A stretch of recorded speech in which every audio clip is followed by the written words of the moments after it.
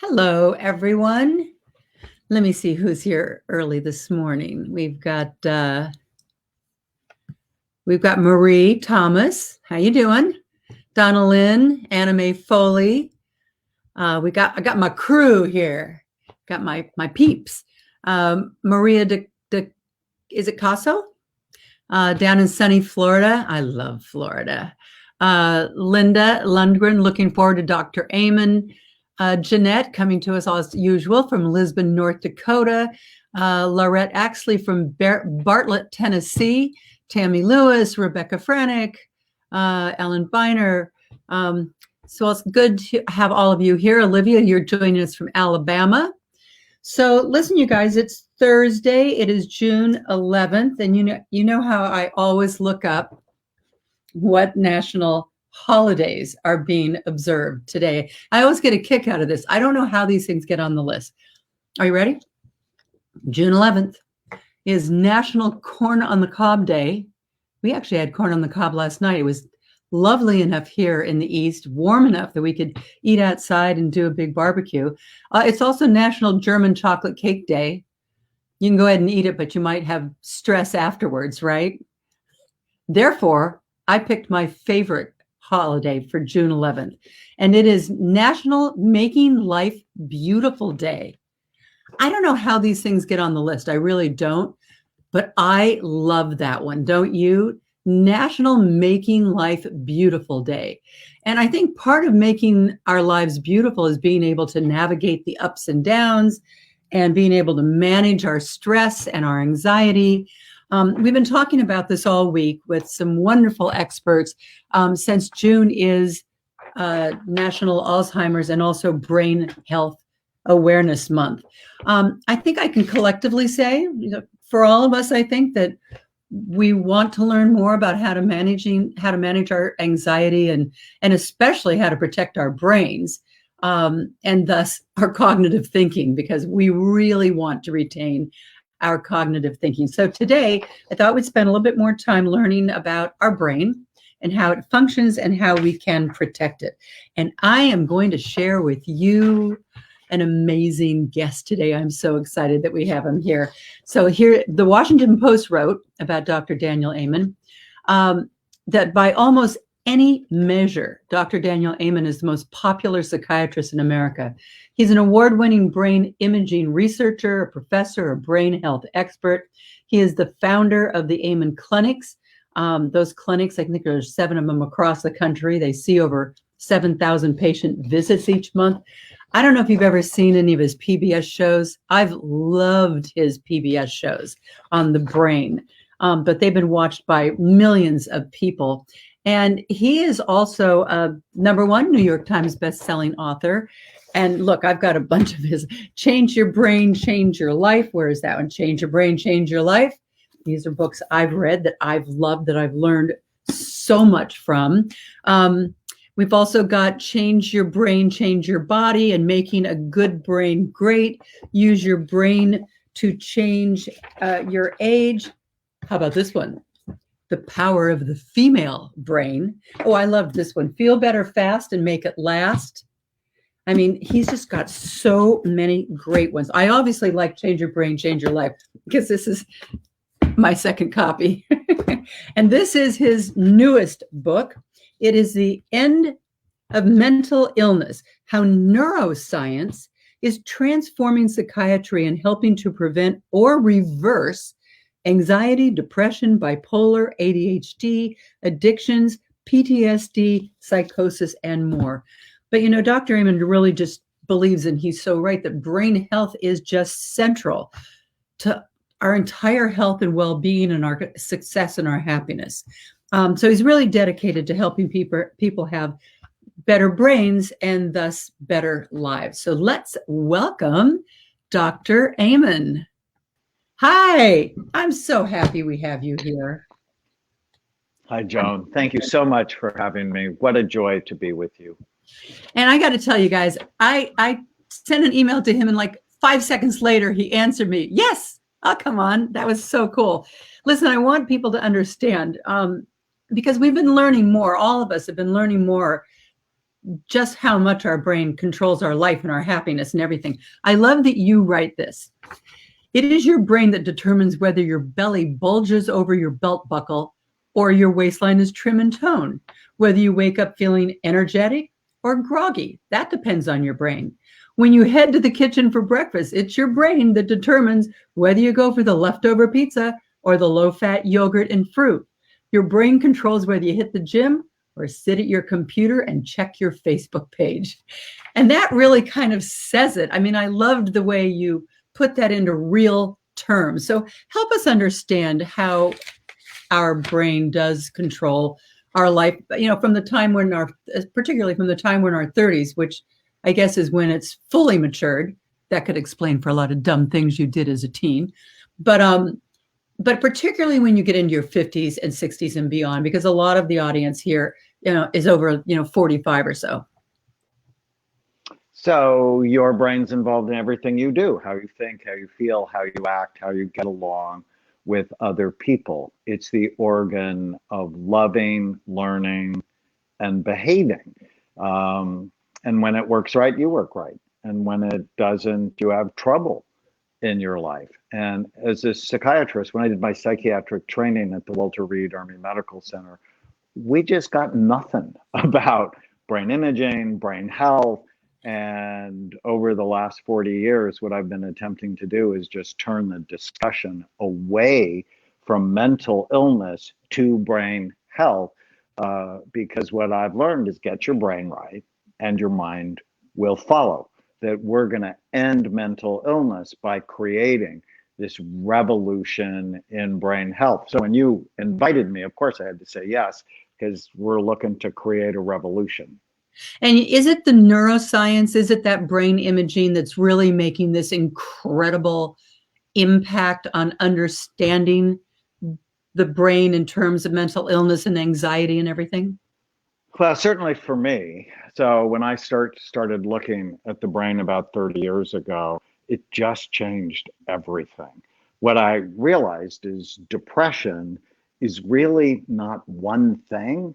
It's like 10 different things. So it's like chest pain. Nobody gets the diagnosis of chest pain. Why? Because it doesn't tell you what's causing it or what to do for it. But we give people the diagnosis of depression and then put them on Prozac or Lexapro or whatever, which in large scale studies have found to work no better than placebo. And for the right person, they work really well. But for the wrong person, they're a disaster, which is why virtually all psychiatric drugs have black box warnings, which basically means the FDA says they can hurt you when given to the wrong person. And then when I started looking at the brain, I'm like, oh, marijuana really is a bad idea for the brain. I published a study on 1,000 marijuana smokers compared to non-smokers. Every area of their brain is lower. I don't know if you saw yesterday, the American Cancer Society came out and said you should not drink, that drinking any amount is a risk factor for cancer. Well, 30 years ago, I would look at the brains of my drinkers and I'm like, oh, your brain looks older than you are. And alcohol is just not a health food. And then I would learn things like traumatic brain injury is a major cause of psychiatric illness that nobody knows about because most psychiatrists never look at the brain. And so you forget when you fell off the horse, when you were in a car accident, when you fell out of a tree, when you fell off the monkey bars. All of those things, brain is soft, skull is hard, skull has sharp bony ridges, all of those knocks could actually put your brain at risk for mental health challenges. So I really, I just don't like mental, it's got a bad connotation to it, brain health. That's where we should focus on. Boy, as you say that, I think that when I was still on Good Morning America, I guess it was in the 1990s, I took quite a fall off my horse jumping over a jump but I broke my shoulder and everybody saw me on the air. I had all these, slings on, they were sending me slings, but you don't even think about what it did. I mean, I hit shoulder first, but you don't even think about what it does to your brain. I think about my kids out on the soccer field and everywhere. So those things that kind of rattle your brain have an everlasting effect? They can. So not for everybody, but there are 3 million new concussions every year in the United States. So what that means is over the last 40 years, there's over 100 million people walking around with the effects of concussion. And undiagnosed brain injuries are a major cause of homelessness. They actually did a study in Toronto where 53% of the homeless men had a significant brain injury before they were homeless. And nobody's talking about we should be doing brain rehabilitation with the homeless. The same thing's true with people who are in prison, people who have addictions, people who have depression, people who are suicidal. I have this one guy, he has everything, right? Had his own show, he's, great looking, lots of money. And all of a sudden he wants to kill himself. He's having these panic attacks. And when I scan him, I'm like, when did you have a brain injury? And he's like, oh, I didn't. And I'm like, well, I want you to think about it, because that's the first question, I'm like, when did you have a brain injury? People go, I didn't. And I'm like, well, let's think about it. When did you fall out of a tree, off a fence, dive into a shallow pool? 2 weeks before his first panic attack, he was mountain biking in the Santa Monica Mountains and had a bad fall and cracked his helmet. But because he didn't lose consciousness, he didn't think he had a bad brain injury. But it's one of the things we've learned. You actually don't need to lose consciousness to hurt your brain. Your brain is soft, about the consistency of soft butter. Skull is really hard with sharp bony ridges. And your brain creates who you are. Damage it, and you damage your life. Can that be fixed? Absolutely. So I did the big NFL study when the NFL was sort of lying they had a problem. I don't know why I got myself in trouble like this. But we've scanned and treated 300 players, including some really cool ones like Terry Bradshaw, at high levels of damage. It's like, stop lying about it. Playing football is a brain damaging sport. You just have to understand the physics of it. Brain is soft, skull is hard. These people are huge and they're fast, and colliding.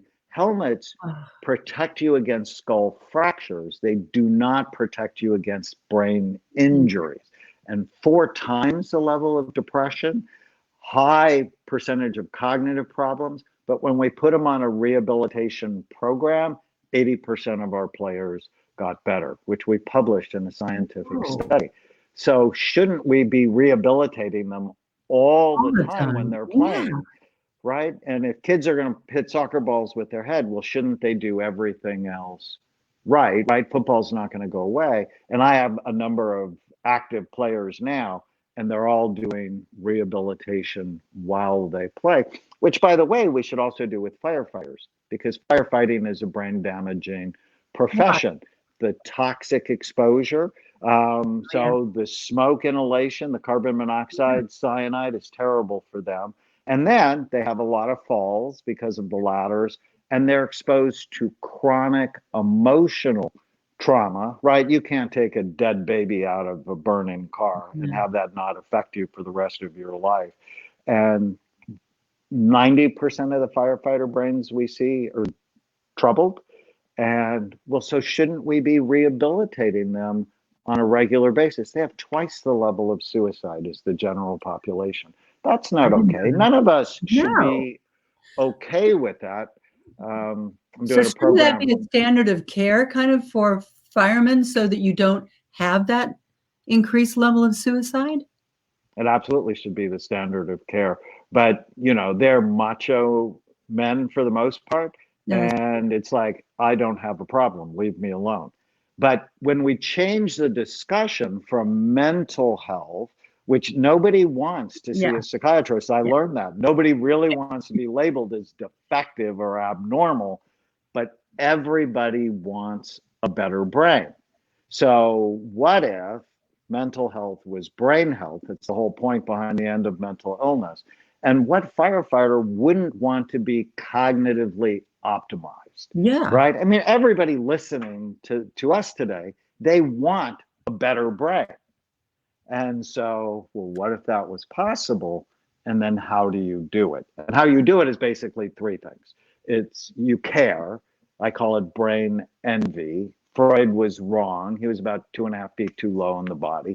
Um, Brain envy, got to care about it. Avoid things that hurt it. You just have to know the list and then do things that help it. And new learning is actually one of the best things you can do. So doing your show on every day where you're learning all of these cool things is good for your brain. Oh, yes, yes, yes, because I have brain envy, definitely. Here we have Lorette actually saying, my husband was boxing during college, and the doctor believes this contributed to his diagnosis of early onset Lewy body. So Lewy body dementia is the dementia that goes with Parkinson's disease. And I actually got to scan Muhammad Ali, one of my favorite all-time scans. Hitting your brain repeatedly when it's soft and your skull has sharp ridges is just not smart. Yeah. And it absolutely can contribute to Parkinson's disease and Lewy body dementia. But, I also think with Parkinson's disease, it's environmental toxins that are partially responsible. And in the end of mental illness, I had a mnemonic I like called Bright Minds. If you want to keep your brain healthy or rescue it if it's headed to the dark place, you have to prevent or treat the 11 major risk factors that steal your mind. And we know what they are. And this mnemonic I created is Bright Minds. And the T in Bright Minds is toxins. And that's where alcohol, marijuana, but also environmental toxins. And the thing nobody's thinking about, general anesthesia, can be toxic for many people. Wow. It actually increases the risk of learning problems in children if they have general anesthesia, and increases the incidence of dementia in adults. So we just don't want toxic things going in our body. I don't know if you know the app Think Dirty. It's a great app. It allows you to scan your personal products, and it'll tell you on a scale of 1 to 10 how quickly they're killing you. Think Dirty is the name of the app. Okay. Yeah, it's not what people think it is, but no. It'll transform your bathroom. When I first downloaded it, I threw out half my bathroom.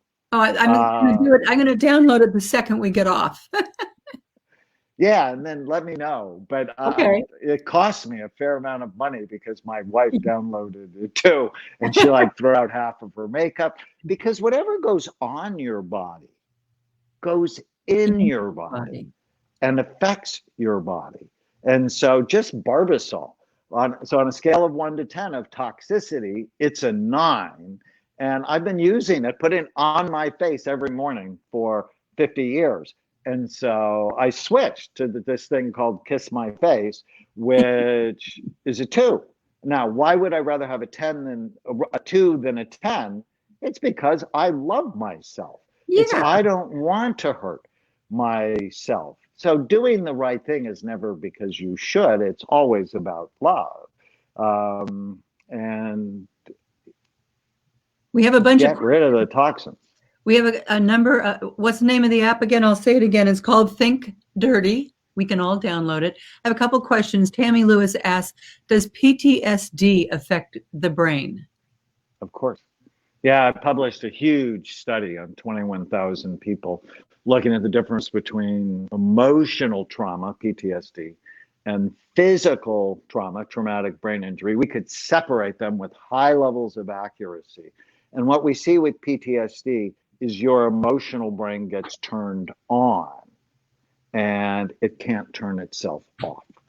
And so your emotional brain becomes hyperactive, hypervigilant, and you begin to always watch for bad things to happen.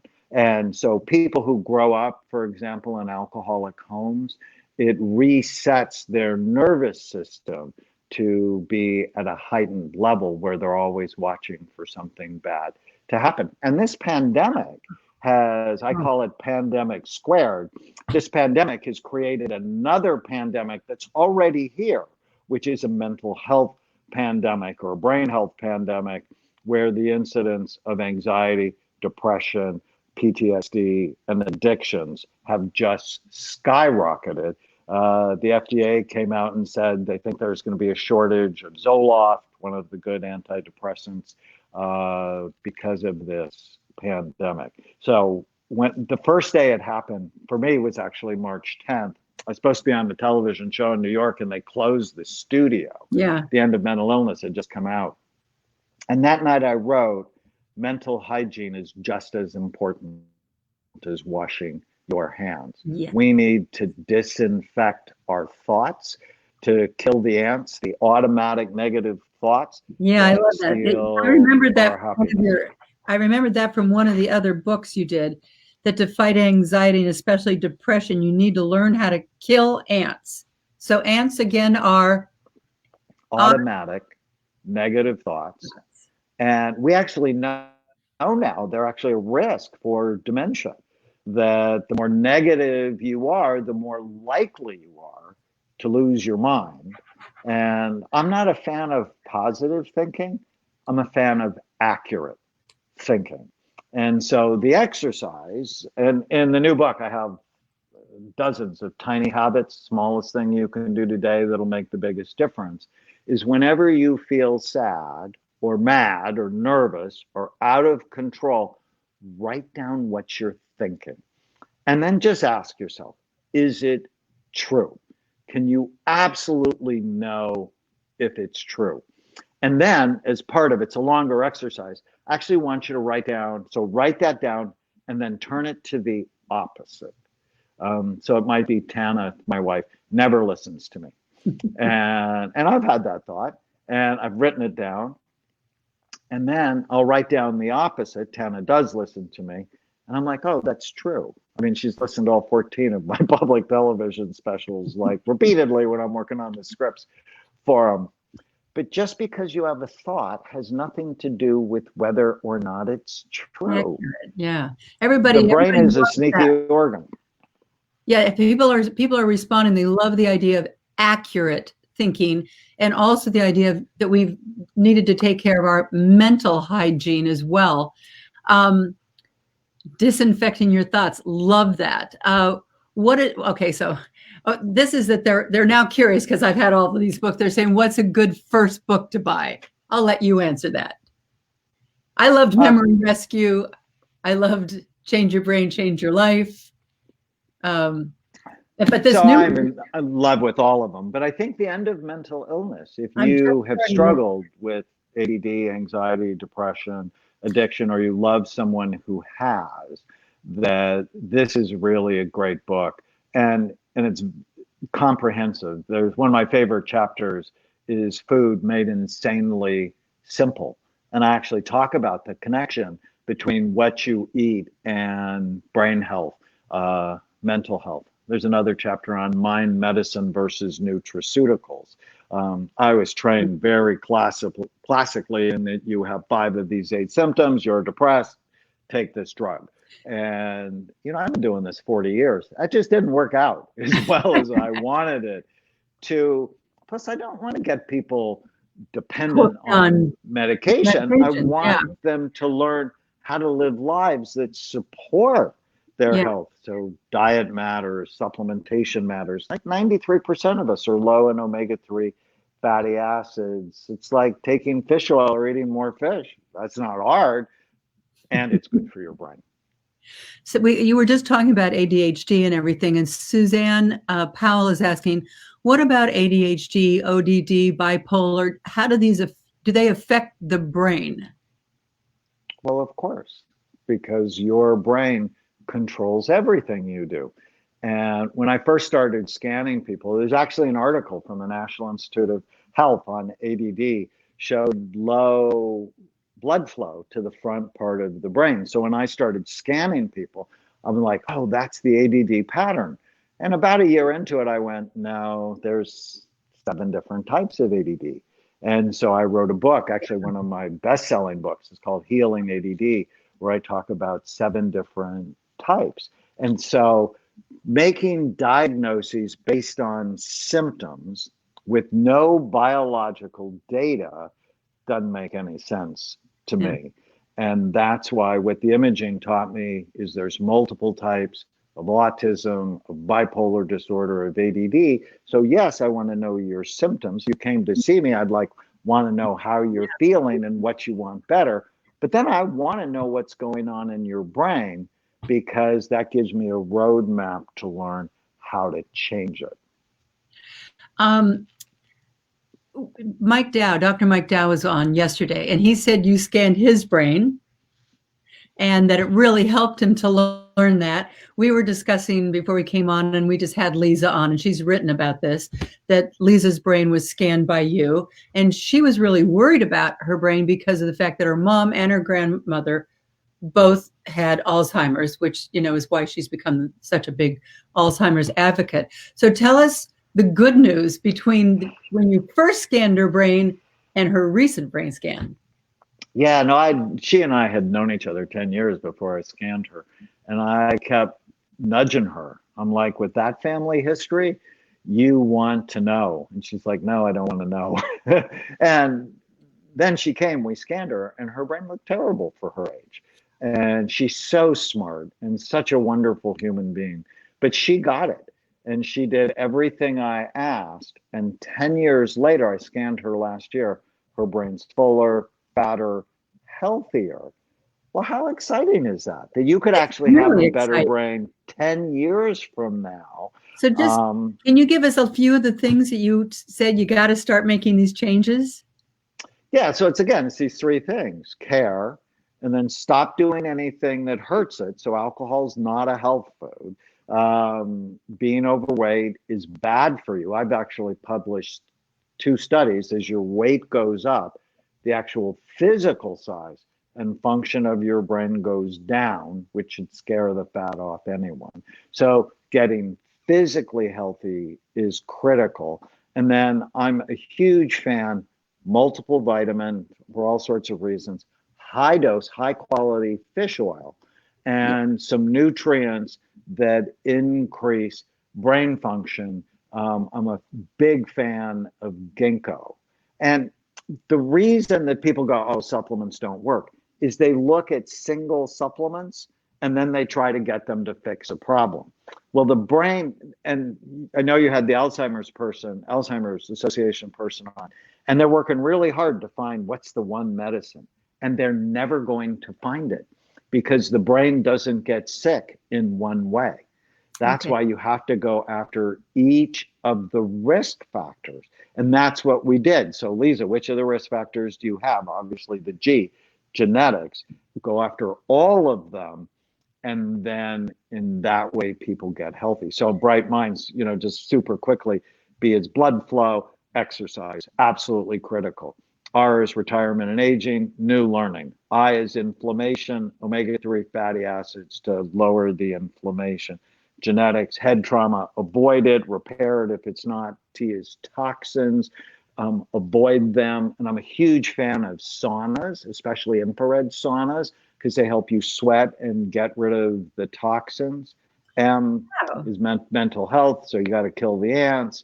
The second I is immunity and infections. I have no idea how prophetic that would be with COVID-19, but things like, so you live in Connecticut, Lyme disease is at epidemic proportions in the United States.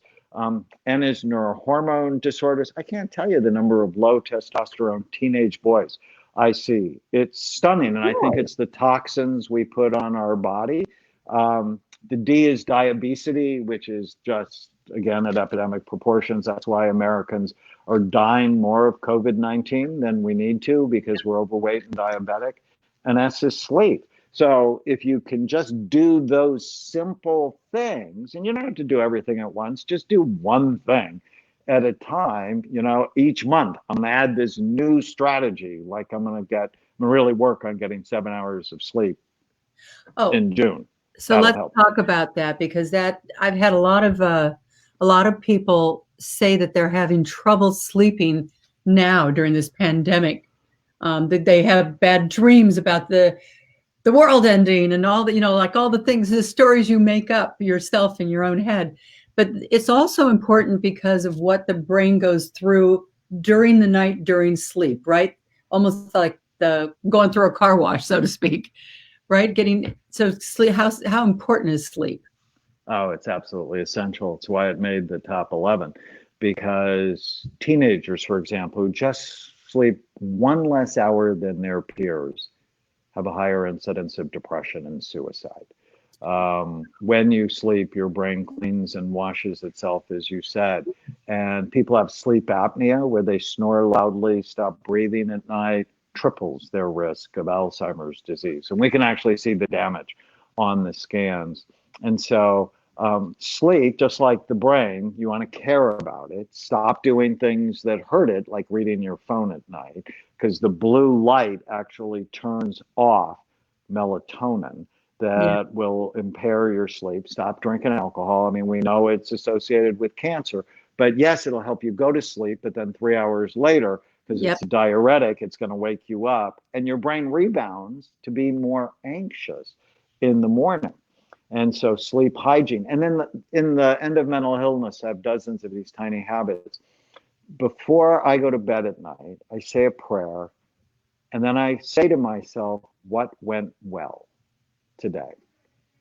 And if you do that, Yeah. And in then 3 weeks, your level of happiness is going to go up, and it sets your dreams up to actually be more positive.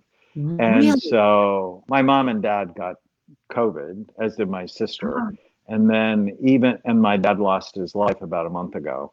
And even that night, when he died, I'm like, because it's just a habit, whatever you do, or they're habitual. And you can either do good habits or bad habits, but it's a habit for me. And, I just loved him so much that I got to be with him. And I must have gotten 1,000 texts from his friends, my friends, of support. So even in your darkest day, you can do these tiny habits because you love yourself. And I've done reasonably well, I think, with the grief, because I'm always telling my patients, don't let grief be your excuse to hurt yourself. absolutely. We have so many people that they love this idea, love this session. And yes, everybody, a number of people have asked. So let me put it up again. And somebody just said, do you list, where does it go?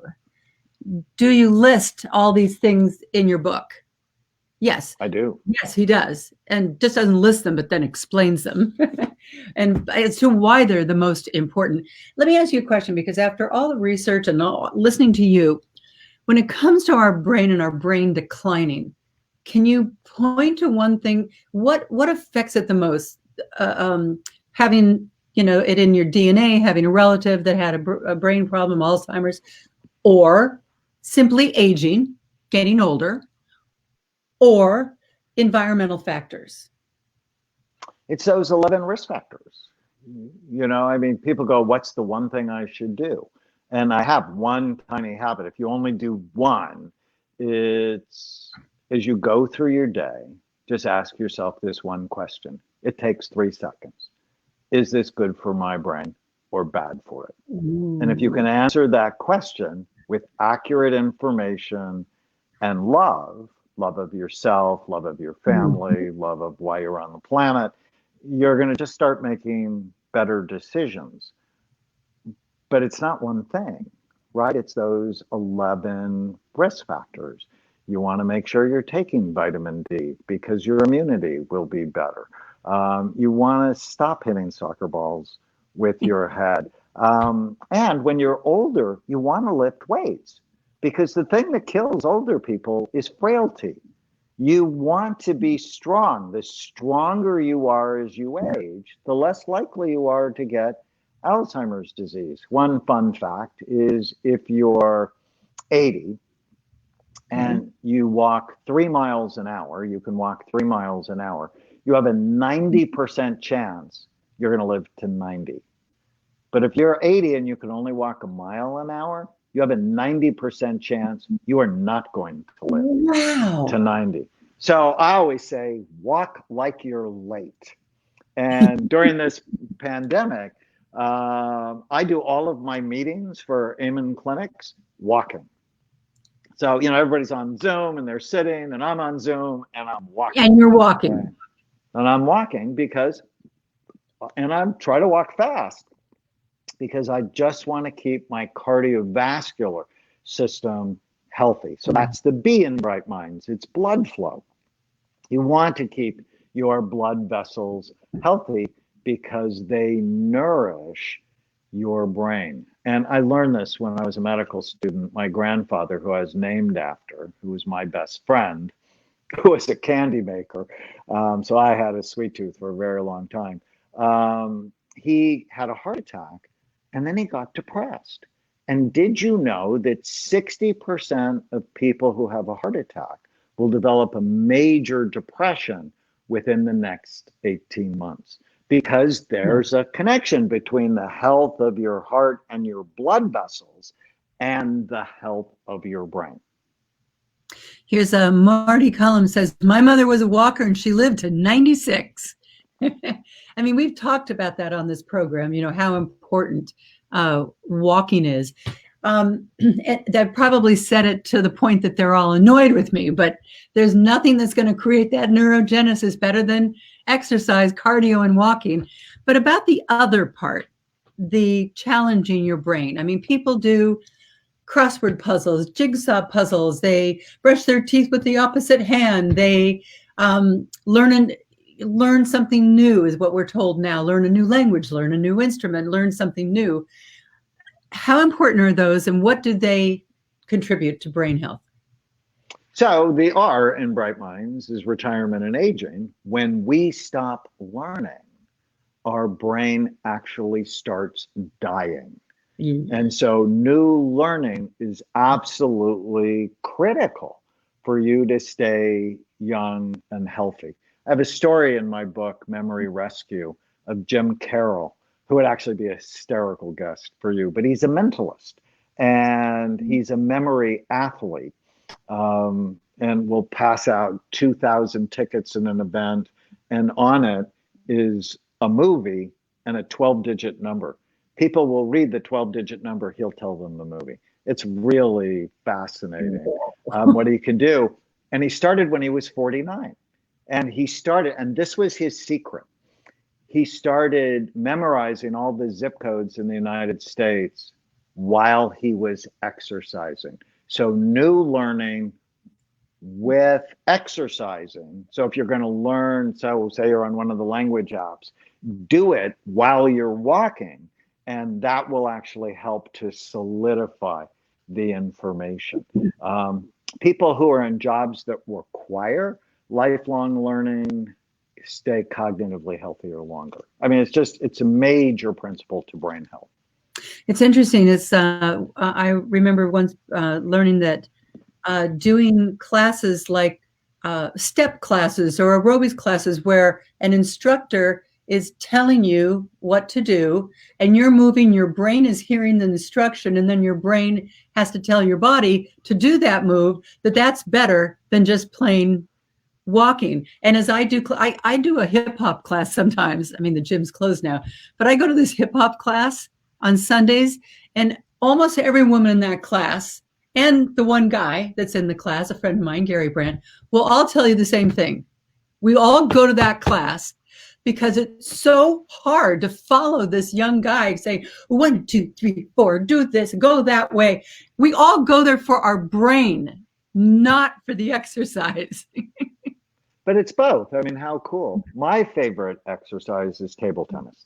I'm actually doing a new partnership with USA Table Tennis. They represent us in the Olympics.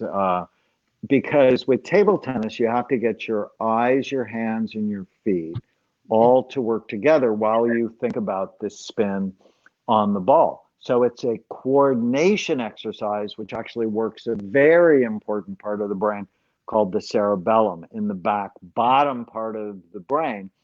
10% of the brain's volume, half of the brain's neurons. And so table tennis, but I think hip hop is the same thing. You're doing coordination exercises, and then music is awesome. Music is so good for your brain. People actually don't know this about me, but I've had 3 best-selling albums.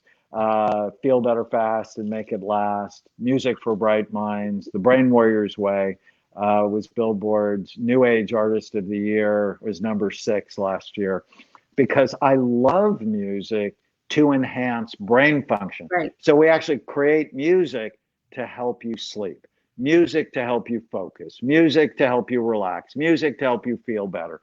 And then if you add exercise to great music, it just lights up your brain in a healthy way. So I know everybody's going to say, where can we find these? Where can we find these? Where do they find all this music? They can get it on Amazon, or they can download it anywhere where they download their music. I'm very blessed to work with composer Barry Goldstein, who's just helped me so much. And it's just another strategy to optimize your brain, along with, the right supplements. And the reason I take a handful, probably 20 in the morning, because it just reminds me I'm doing this to nourish the brain. And it just starts me doing everything else right. Absolutely. There's so many things that I've learned today. I could talk to you forever. Thank you so much. And maybe we can ask you, we've asked most of our experts to go on and take a look at some of the questions and comments, and give them a few answers there. And we will make sure here also to list where you can get all of Dr. Amen's books. And I'm going to look for your music, because you're right. That was something I read Memory Rescue, but I didn't know there was music to go with this. And I have a hard time going to sleep at night. So I'm going to look for that music to help me go to sleep. We appreciate you being with us today. Oh, thank you so much. One other thing, as far as sleep that I love. So when I was a medical student, I did hypnosis. I took a whole month elective in hypnosis. And it was sort of like before my brain journey. And I love it. I called Brain Fit Life. And on Brain Fit Life, I have hypnosis audios. And the most popular one is for sleep. And people go, oh, hypnosis, and they diminish it. It is such a powerful way to direct your mind in a healthy way. And my dad, who you had on your show, we actually scanned him before and then when he was under a hypnotic trance. And it was really interesting to see how it helped to balance his brain. So it actually activates his frontal lobes, so the most human, thoughtful part of the brain, calm down his emotional brain. So it's just a really cool balancing technique. So anyways, the website's Brain Fit Life, and we have all sorts of cool exercises, games, but the hypnosis audios and all of the music is on that website as well. Website, Brain Fit Life. All right, we can put that up too. I find that when I listen to those kinds of calming audio tapes at night that kind of take you down. I remember I listened to one with my daughters, who are now older. They're all in their 30s, but when they were little, I used to listen to one with them, and it would start with, your toes, and then it would go up to your ankles, and then it would like take you up in your concentration and focus, and they were almost tingly. And in the morning, they'd say, I only got to my knees. How far did you get, Mom? But it's true, it just takes you off that psyche of, oh my God, I've got to go to sleep, and thinking about having to go to sleep, which only keeps you awake. Well, and if you have children or grandchildren, I have a book that I love. It's a hypnotic bedtime story called Time for Bed, Sleepyhead. And I got mad at my daughter, who I was so bonded to when she was 3. And I'm like, come on, you can do better than this. Because she wouldn't go to bed. And so I would use my hypnotic skills and put her to bed with this very special story. And I ended up doing that for 5 years. She wanted the story. And so I put it in a book, Time for Bed, Sleepyhead. And then I have another kid's book called Captain Snout and the Superpower Questions, teaching kids to kill the ants. And so that was just some resources for people. So wait, where do we find Captain Snout? Is that Snoud? Snout, T. like the anteater, Captain Snout. Oh, And you can get it on Amazon or again okay. anywhere great books are sold. Oh, well, I have grandchildren, and I plan on getting those for them. Oh, Dr. Amen, thank you so much. I look forward to the next time I get to talk to you, and I'm so happy I got to share you with my crew here here on Facebook Live. All right, thank you. Thanks.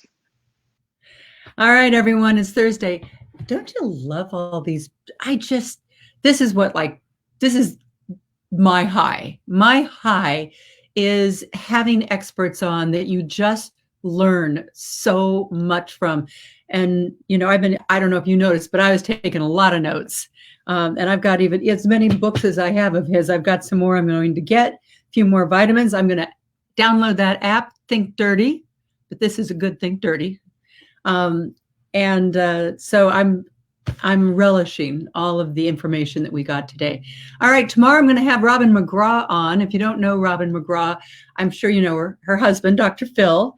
But let me tell you, she's a force in and of herself. So much fun. She wrote a book called What's Age Got to Do with It? I almost have to dance to that because I think of Tina Turner. But she very much, wrote with the same kind of passion as I wrote my book. The day for you got to have that shameless book plug of why did I come into this room? And I got to tell you a lot of what I learned from Dr. Amen. I mean, I went into the book and was looking about how I talked about how the brain is formed and how it functions. And I've just learned so much from all of these experts because I always want to make sure that everything I write is accurate. Sometimes I send I send always my final manuscripts just to different doctors and say, I just want to know, this is your chapter that you'd be in. It's not that they're in it, but that this is the information. And I don't want to print it until I know that they say you got it right. So I love these guests. Thank you all. And I will see you tomorrow. Stay safe. Namaste.